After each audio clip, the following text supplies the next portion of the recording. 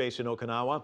If the U.S. and Japan come to a final agreement, the proposal or the proposed move could be a bit of a game changer in the region. For some perspective on this, we're joined live by Clayton Dube, an expert on East Asian relations and the executive director of the University of Southern California's U.S.-China Institute. Thanks so much for joining us. We heard in the report from Terrence, residents in Okinawa want this base gone. The U.S. wants to have a toehold in the region. They want this pivot to Asia. How do you see this thing being resolved? Well, I don't see it being easily resolved with everybody being happy. The United States needs to have that sort of forward positioning, and the Japanese government has been quite happy to provide it. The people of Okinawa have had to bear the greatest burden of pollution, of crowding, these sorts of things associated with the military bases.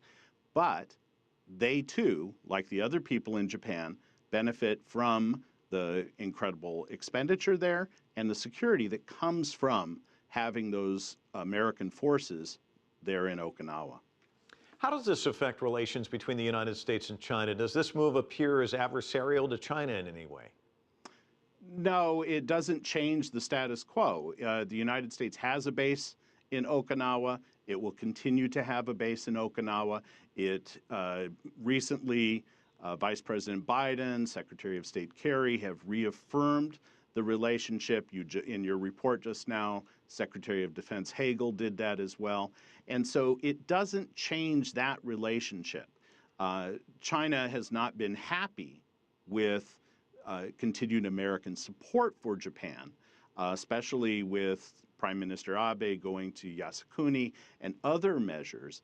But the United States' relationship with Japan remains strong and will continue.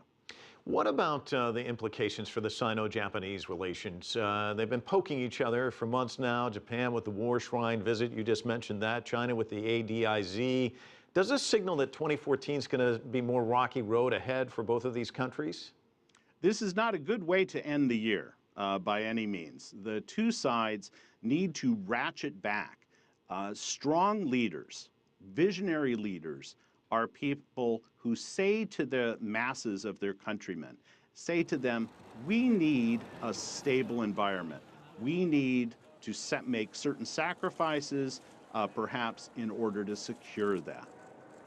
But you know as well as I do that there are messages for a foreign audience, there's a message for the domestic audience, and it seems to me Shinzo Abe is playing to the domestic audience the nationalistic tendencies as often as he can. How do you ratchet that back?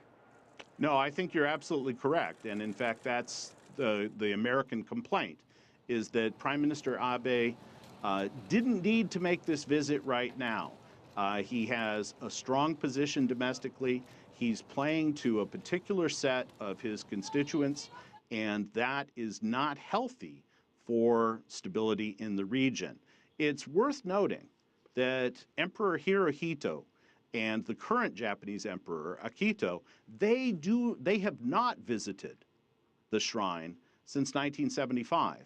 And with the enshrinement of the war criminals in 1978, they made a deliberate decision not to visit the shrine. And so prime ministers have elected to do so, and that sends a very powerful signal. Clayton, I've got one final question for you. You know, I want to go back to Terrence's report. He talked about the residents of Okinawa. They want this base gone. Nathan King's report about the Philippines, there's been protests about that as well.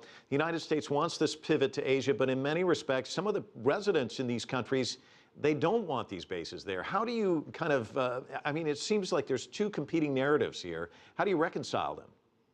Well, first of all, you can't necessarily judge based on a protest about anything. It's relatively easy to assemble a crowd to demonstrate, to advocate any position. What we look at is we see that overwhelmingly, people in the Philippines, people in Japan, people in Korea have a favorable attitude towards the United States. And with increased tension in the region, they have been more welcoming of United States assistance. As your report just noted, when the horrible typhoon hit, it was the United States air power and naval resources that came to the quickest and most dramatic aid. And so these resources have been used for defense, but also to help people in time of humanitarian crisis. Clayton Dube joining us from Los Angeles live this evening. Thanks so much. And we'd like to join you.